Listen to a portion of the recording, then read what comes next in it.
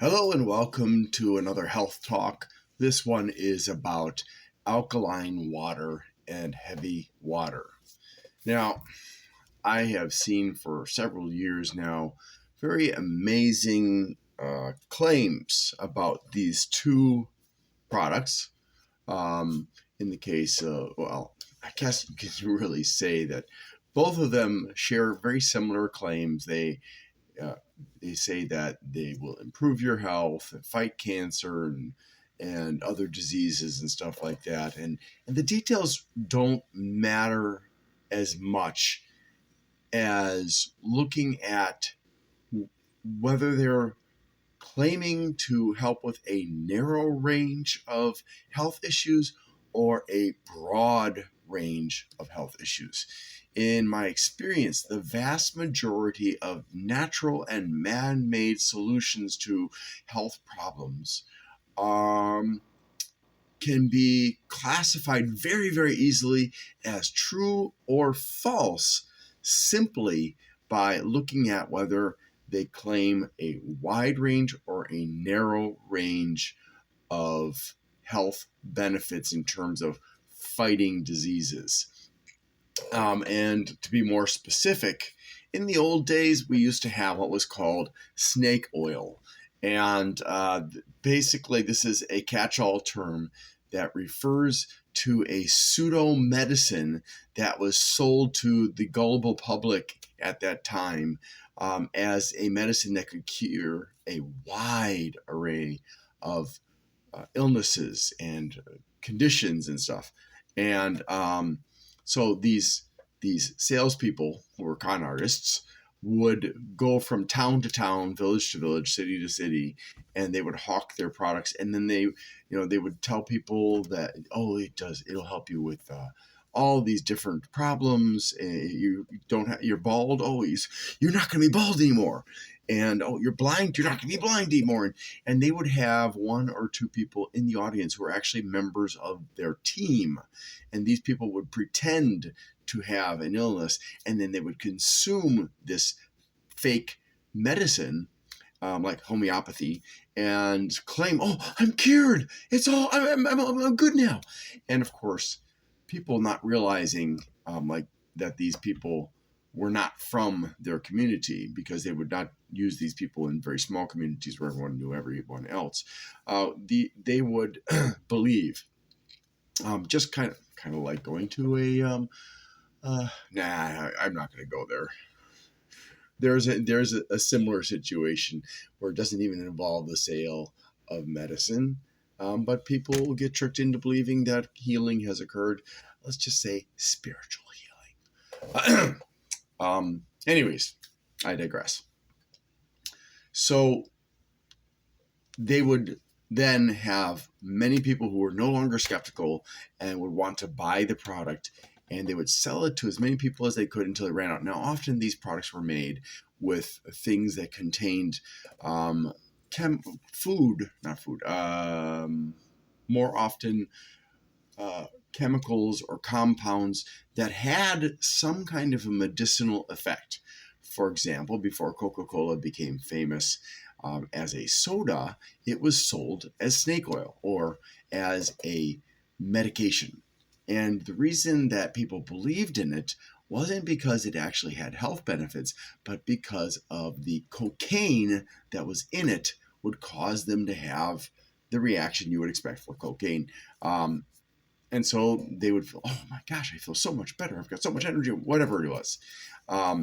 And so they would, the smarter snake oil people, sellers would use something that had some kind of an effect, albeit temporary, to trick people further into believing it was a good product. And unfortunately, that meant a lot of people spent money that they may not necessarily have had, especially if they had a serious health issue, and they might be tricked again and again and again by these con artists. So, sorry about that. I shouldn't have touched my headset. So the result was they would buy it. Now, as soon as the snake oil salesmen, they knew how long it would take for people to realize they'd been tricked. So they would quickly sell off all of their stock and they would leave. They'd go as quickly as possible without making themselves look like they were running away, but they were running away to somewhere else to do it all over again. First, they'd make more stock of their garbage that they sold as medicine, and then they would sell it again. But the common variable that should have made everybody super skeptical, and initially did make people skeptical, at least the less gullible people were skeptical, was that they would claim it could cure all kinds of things. And the same is true in this day and age when you've got somebody claiming, I can cure all these things, and it's a huge range of not related symptoms and medical conditions, especially if they start saying, hey, you can grow back your finger that you cut off last year or whatever. You should automatically say, you know what, let me just step over here and use my phone for a minute, call the police and get the police to come and escort that person to jail for fraud and also for illegally selling an unregistered drug.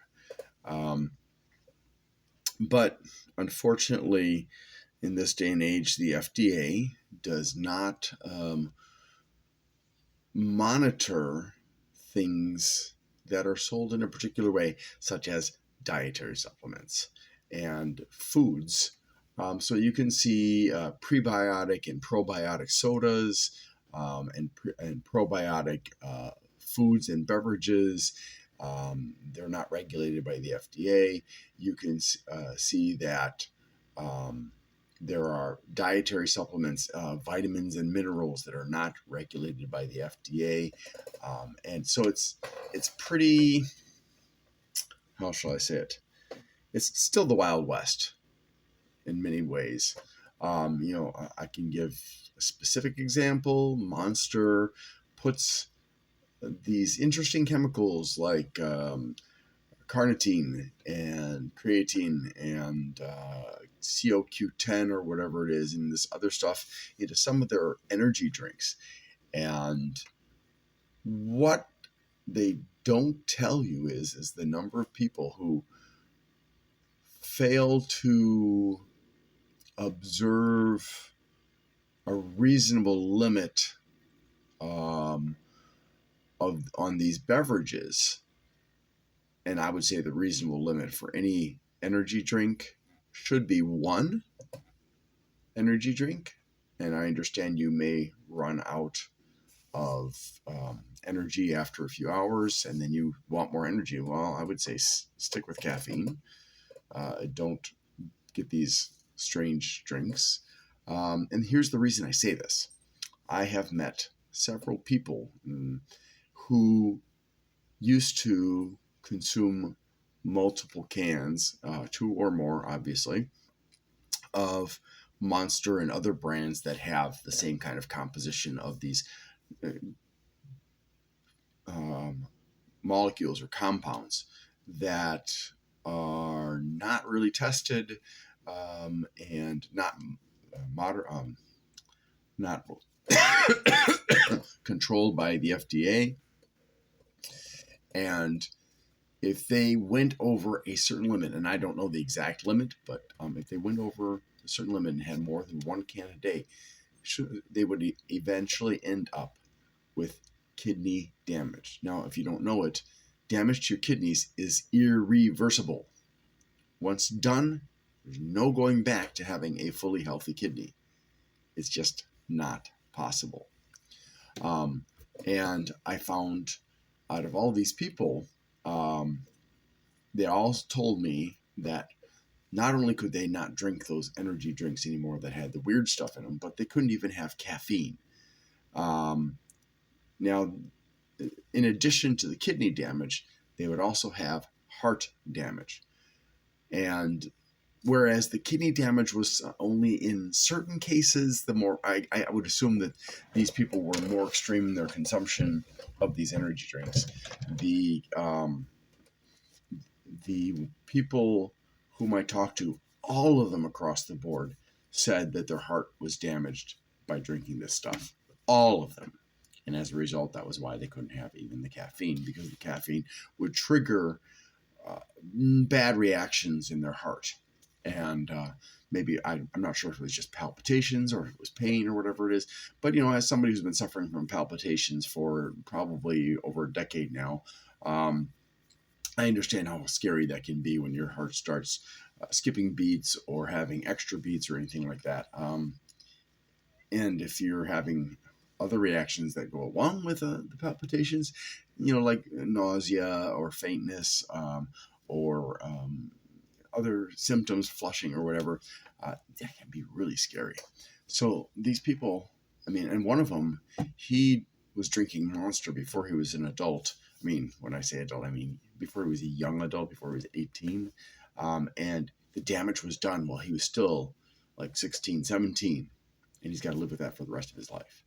So I always tell people, if you're going to drink Monster, or I think Rockstar and some of the other beverages that contain things other than just sources of caffeine, one a day at most.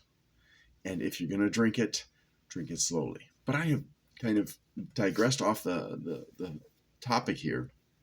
But the point is I want you to understand that there are consequences. And anything that claims to offer a wide range of benefits and is not controlled by the FDA or the USDA is suspect. Okay, and with very few exceptions, anything that claims a wide range of benefits is probably snake oil.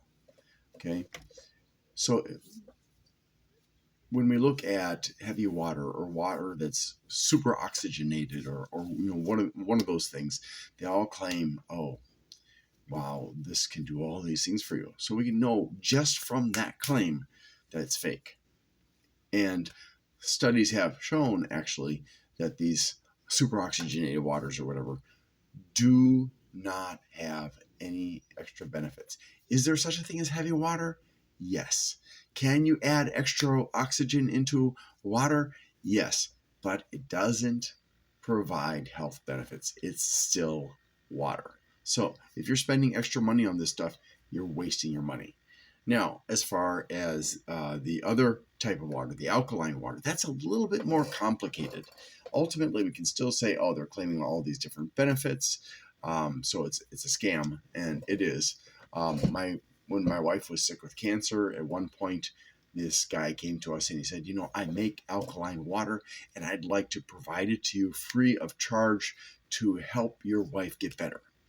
And we were skeptical, and we ended up she only did it for a short time, and then she was like, you know what, I'm not noticing any changes or anything like that. And maybe it was premature, maybe she should have done it for a longer period of time, but she opted to stop. And I was like, okay, that's fine. But here's the thing.